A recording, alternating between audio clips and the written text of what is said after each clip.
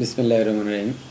আমি মোহাম্মদ বিল্লাল হোসেন, সবুজবাগ থানা স্বেচ্ছাসেবক দলের সদস্য সচিব, বাংলাদেশ জাতীয়তাবাদী আদর্শের একজন সৈনিক।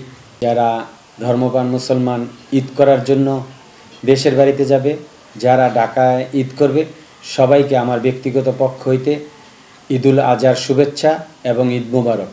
এবং আমার রাজনীতিক অভিভাবক, আমাদের আদর্শ শ্রদ্ধাভাজন বড় ভাই, মাননীয় ঢাকা ৯ সংসদ এবং প্রতিমন্ত্রী রেল ও সড়ক শ্রদ্ধাভাজন বড় ভাই হাবিব রশিদ হাবিবের পক্ষ হইতে সমস্ত সহযোদ্ধা এবং এলাকাবাসীকে ঈদের শুভেচ্ছা এবং অভিনন্দন।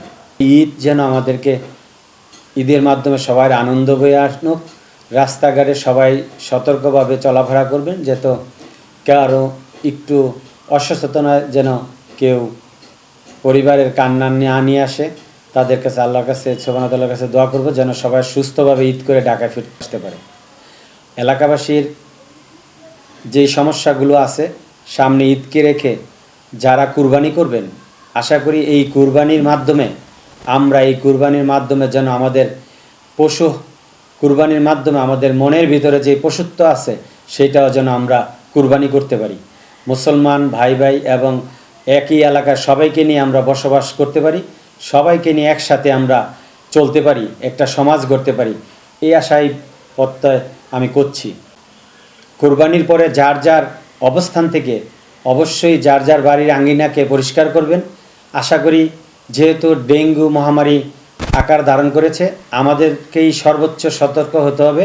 তারপরে সরকারের সর্বোচ্চ নীতি নির্ধারকরা ভূমিকা পালন করছে এবং সিটি কর্পোরেশনের যেহেতু আমাদের প্রশাসক আব্দুল সালাম ভাই, উনি একজন বীর মুক্তিযোদ্ধা, ওনারও প্রত্যেকটা ওয়ার্ডের দৃষ্টি আছে। আশা করি ওনারা কথা দিয়েছে 3 ঘন্টার ভিতরে বর্জ্য অপসারণ করবে এবং আমাদের প্রত্যেকটা ওয়ার্ডের নেতাকর্মীরাও সহযোগিতা করবে যেন অতি দ্রুত এলাকার বর্জ্যগুলো দ্রুত পরিষ্কার হয়, এলাকার মানুষ যেন স্বস্তিতে ঈদ যেমন করবে এবং পরিবার নিয়ে যেন আনন্দ ফুর্তি করতে পারে। আমার ৭৪ নম্বর ওয়ার্ডের জনগণ, আমার বয়োজ্যেষ্ঠ মুরব্বী এবং আমার সহযোদ্ধা সকল এলাকাবাসী এবং আমার মা বোনদেরকে সবাইকে আবারও ঈদ মোবারক জানাচ্ছি। ঈদ মোবারক।